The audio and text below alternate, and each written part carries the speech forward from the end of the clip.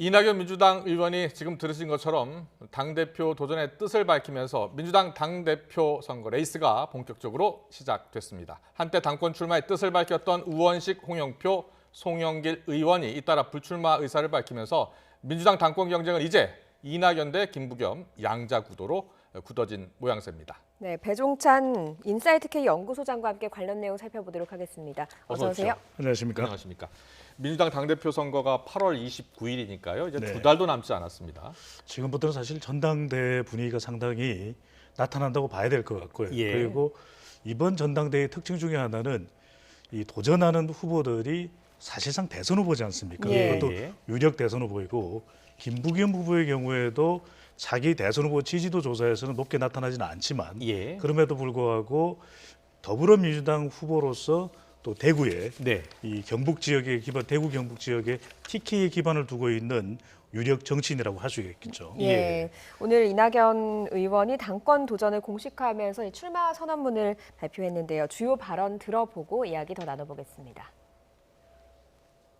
저는 민주당과 저에게 주어진 국난 극복의 역사적 책임을 이행하는 데 모든 역량을 쏟아 최선을 다해야 한다는 결론에 이르렀습니다. 국가적 위기 앞에 여야가 따로일 수 없습니다. 21대 국회는 국난 극복의 책임을 안고 출발했습니다. 민주화 이후 최장수 총리와 전례 없는 국난 극복위원장의 경험을 살려 저는 당면한 위기의 극복에 최선으로 대처하겠습니다. 국난 극복의 길에 때로는 가시밭길도 자갈길도 나올 것입니다. 저는 어떤 어려움도 마다하지 않겠습니다. 네, 이낙연 의원의 출사표 들으셨는데요. 국난 극복을 위한 그런 당대표가 되겠다. 거듭 강조를 했습니다.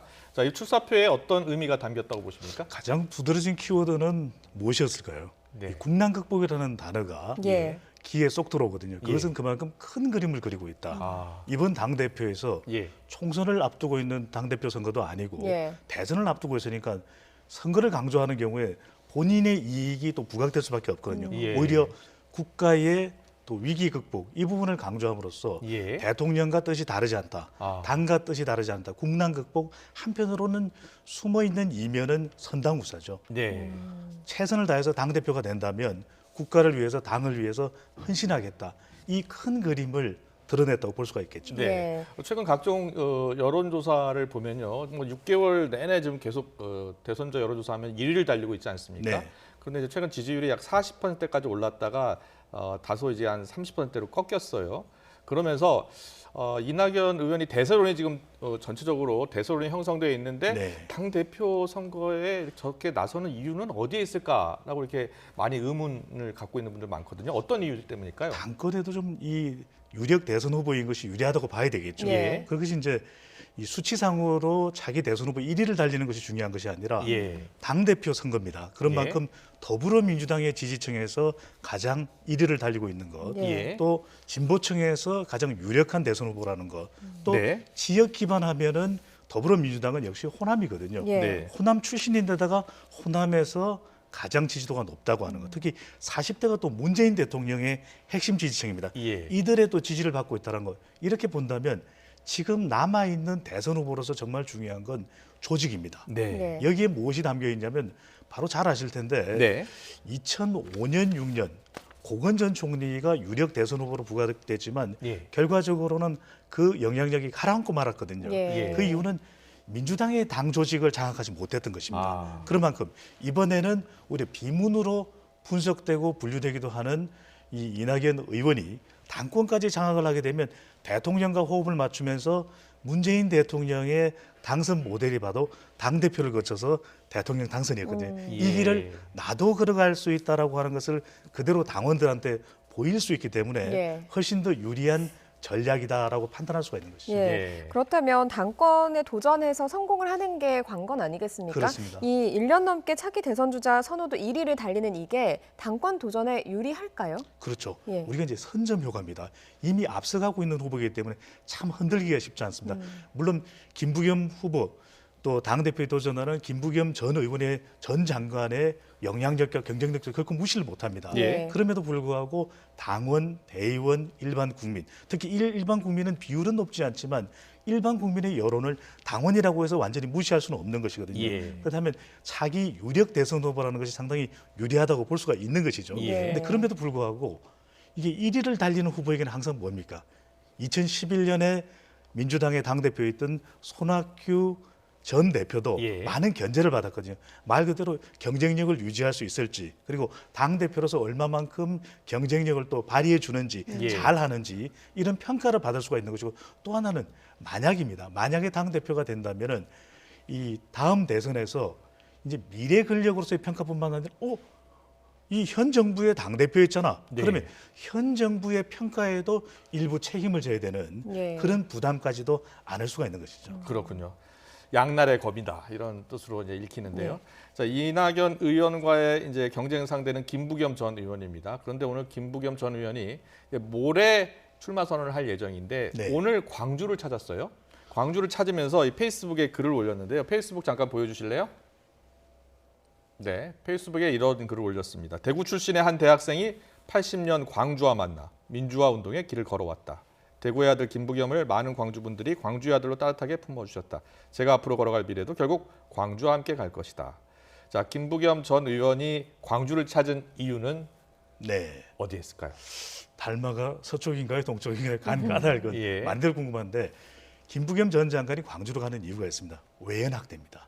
외연 확대다. 네, TK 대구 출신인 김부겸 전 장관으로서는 예. 지금은 경쟁에서 좀 불리한 것 아닌가, 예. 약세가 아닌가라고 분석 또는 전망이 되고 있거든요. 네. 그럼에도 불구하고 광주를 감으로써 광주 호남 출신이 아닌 네. 이 김부겸 전 장관이 오히려 광주를 가게 되면서 상징적인 효과를 누릴 수가 있는 것입니다. 예. 그만큼 이 호남 지역에서 누릴 수 있는 여론은 얻어낼 수 있는 여론은 제한적일 거예요. 왜냐하면 예. 경쟁자인 이낙연 의원이 호남 출신이잖아요. 예. 그렇죠. 그럼에도 예. 불구하고 어떤 효과가 있느냐면 우리가 불리하다라고 해서 이 호남으로 가는 것을 외면하지 않는 것이죠. 예. 도전하는 모습이죠. 예. 그래서 상당히 상징적 효과를 김부겸 전 장관에게는 부여해 줄 수 있다. 왜냐하면 네. 기억나실 것처럼 2000년 국회의원 선거에서 부산 북강서에서 낙선했던 이 노무현 전 대통령을 껴안아줬던 것이 당시 호남 민심이었거든요. 그랬었죠. 그 호남 예. 민심을 안고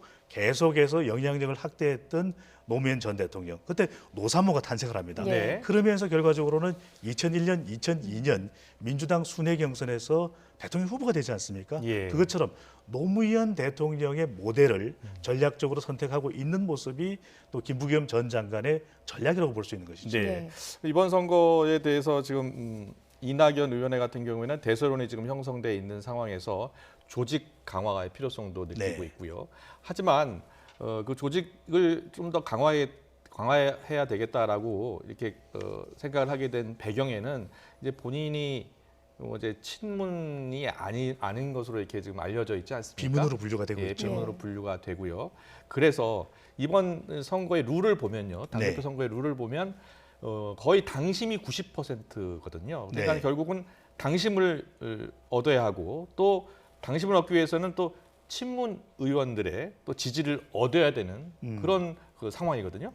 여기는 비밀이 있습니다. 네. 보통은 이제 대선 후보가 영향력을 키울 때 보면 세 가지가 필요합니다. 예. 한 가지는 지역 기반, 어떤 특정 지역에서 압도적인 영향력을 얻을 수 있어야 되고 또 하나는 세대 기반입니다. 예. 40대나 50대가 가장 좋아하는 정치인이라 해야 되는 것이죠. 예. 또 하나는 이념 기반입니다. 네. 진보층이 압도적으로 지원해 줄 수 있는 후보가 되는 경우에는 대선 후보로서의 막강한 영향력을 키우고 있는데 지금 여당의 후보의 구도를 보면은 네. 오히려 어떤 상황이냐면은 지역, 세대, 이념 다 비슷한 상황입니다. 예. 그만큼 문재인 대통령의 지지율이 최근에 내려왔지만 그래도 임기 4년차 대통령은 상당히 높은 편이고 정당 지지율도 상대적으로는 미래통합당보다 앞서가는 것이 더불어민주당의 지지율이거든요. 그렇다면 예. 뭐가 필요하냐? 여당의 구도에서는 세 가지가 더 필요합니다. 비전, 대통령 후보로서 얼마나 매력적인가. 또 하나는 조직입니다. 예. 당심을 철저하게 결집시켜서 차기 대선으로 나아가야 되는 것이거든요. 예. 또 하나 마지막 남아있는 것은 대통령의 마음, 문심입니다. 예. 그런데 문재인 대통령이 지금 어떤 후보가 더 좋다라고 이야기를 해주기가 힘들거든요. 그러니까 대통령의 마음이 움직이게 되면 가장 많은 비율인 대의원이나 권리당원은 움직일 거예요. 그래야죠. 그런데 예. 그렇지 않다면 마지막 비전이라는 것은 나중에 대통령 선거에 임박해서 또는 네. 이 본선 이전에 또 당내 경선에서 내놓는 것이기 때문에 지금 중요한 건 바로 당심이 됩니다. 예. 그렇기 때문에 지금 당대표가 되려고 하는 이유가 결정적으로는 이낙연 의원의 경우에는 예. 바로 그런 이유가 있는 거죠. 이번만큼은 내가 당신부터 모아서 간다면은 대선 후보로서 최종적으로 선택받을 것이고 예. 실제 당선 가능성도 상당히 높아질 것이라고 판단하기 때문에 예. 이번 전당대회에 당대표 선거에 나가는 이유가 되겠죠. 예.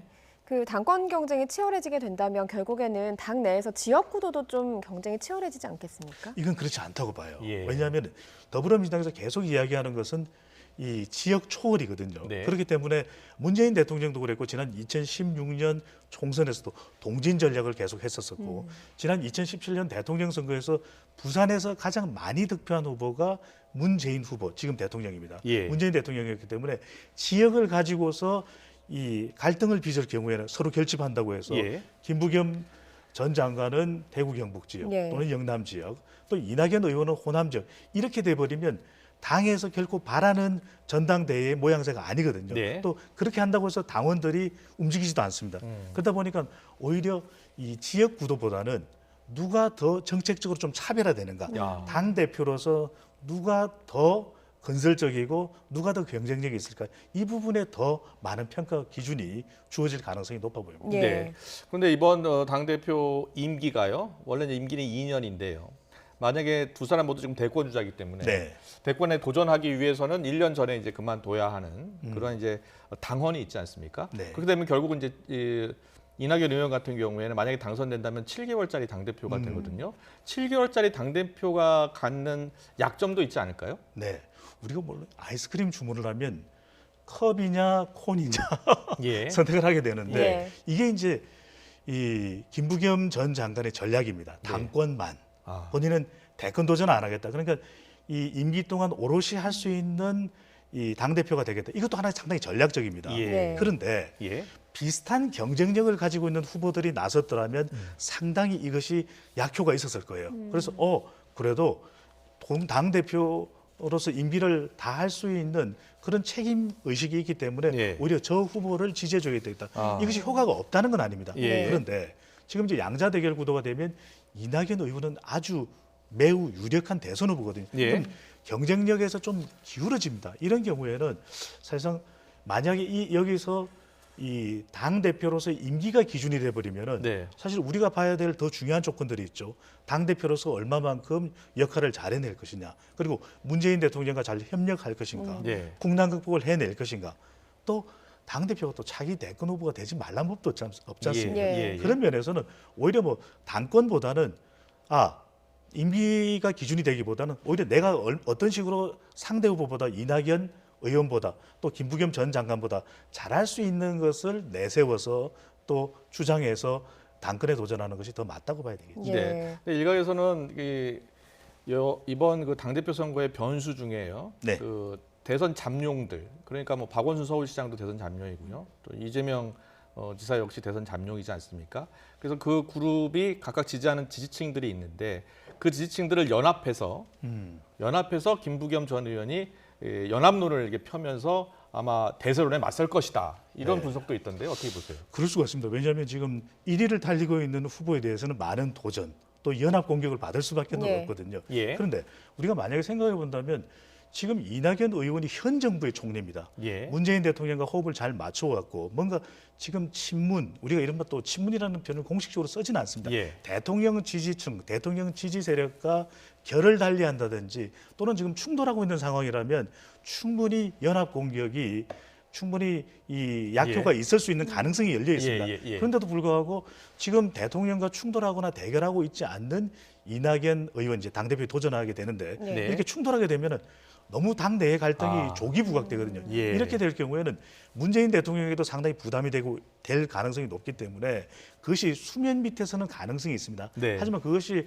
아주 치명적인 영향력이 있거나 예. 이것이 좀 수면 위로 공식적으로 부각될 가능성은 뭐 크진 않다고 봅니다. 네, 알겠습니다. 알겠습니다. 민주당의 당권 레이스가 시작됐습니다.